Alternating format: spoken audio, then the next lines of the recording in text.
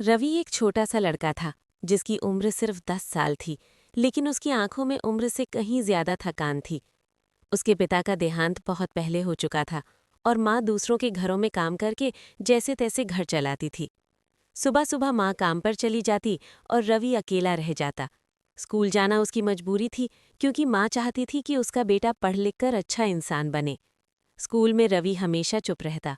फटे पुराने कपड़े, टूटी चप्पल और झुका हुआ सिर उसकी पहचान बन चुके थे। बच्चे उसका मजाक उड़ाते, कोई उसकी कॉपी छीन लेता, कोई उसके खाने पर हंसता। टीचर भी उसे अक्सर नज़रअंदाज कर देते, क्योंकि वो सवाल नहीं पूछता था। रवि के पास कहने को बहुत कुछ था, लेकिन सुनने वाला कोई नहीं था।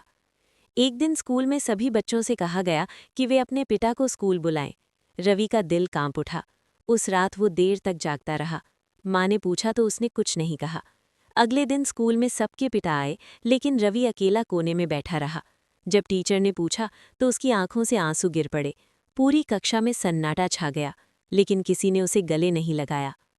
कुछ दिनों बाद माँ बीमार पड़ गई, काम छूट गया, घर में खाना कम हो गया। रवि ने पढ़ाई छोड़कर सब्जी बेचनी शुरू कर दी। हर दिन वो दूसरों को हंसते देखता और खुद अंदर ही अंदर टूटता चला गया, लेकिन फिर भी वो माँ के लिए मुस्कुराता रहा।